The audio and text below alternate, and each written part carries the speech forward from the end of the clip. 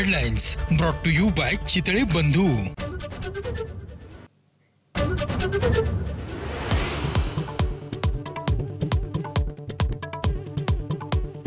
ठाकरे बंधूंची राजकीय युती जाहीर होणं गरजेचं, तरच महाराष्ट्राला दिशा मिळेल। आता संभ्रम नको, दैनिक सामनाच्या रोखठोकमध्ये संजय राऊतांचं विश्लेषण।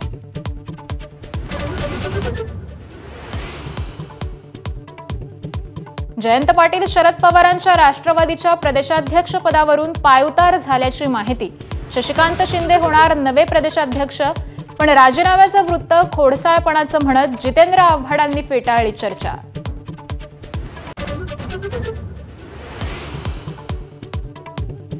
मला कबड्डीमध्ये पुन्हा लक्ष घालावं लागेल, शरद पवारांचं सूचक वक्तव्य। राज्य कबड्डी संघटनेत काही लोकांनी चुकीचा मार्ग अवलंबला, पवारांचा आरोप। राज्य कबड्डी संघटनेची सगळी सूत्र सध्या अजित पवारांकडे।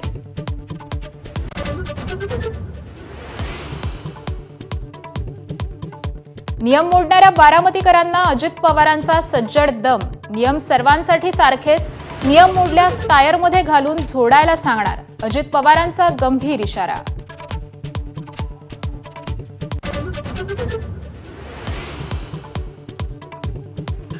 बेडरूममधले व्हिडिओ मॉर्फ करून बदनामीचा प्रयत्न, संजय शिरसाटांचं घुमजाव। राऊतांविरोधात अब्रू नुकसानीचा दावा दाखल करण्याचा इशारा, तर फडणवीसांनी विस्तृत चौकशी करावी, राऊतांची मागणी।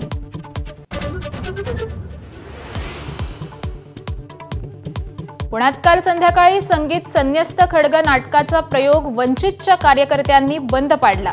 नाटकात गौतम बुद्धांचा अपमान करण्यात आल्याचा आरोप, पोलिसांकडून वंचितचे कार्यकर्ते ताब्यात।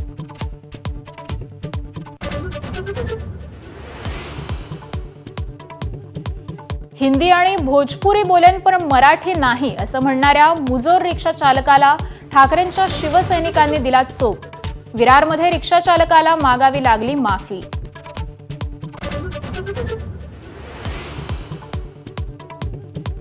लातूरातील शेतकरी हातात नांगर घेऊन मुंबईत मंत्रालयाच्या दिशेने रवाना। सरकारकडे कर्जमाफीसह विविध मागण्या, ठाण्याहून मुंबईकडे रवाना होताना पोलीस पकडण्याची शक्यता।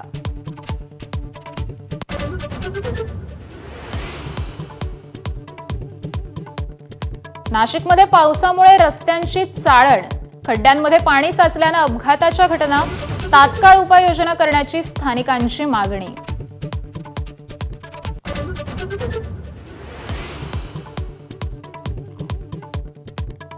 पोलंडच्या इगा श्विऑनटेकनं पटकावलं विम्बल्डन 2025 महिला एकेरीचं जेतेपद।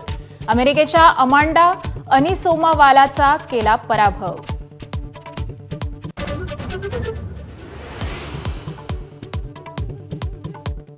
तिसऱ्या कसोटीत भारताच्याही पहिल्या डावा 387 धावा, के राहुलचं शतक आणि पंत जडेजाच्या अर्धशतकांनी भारताला सावरलं। इंग्लंडच्या तिसऱ्या दिवसाअखेर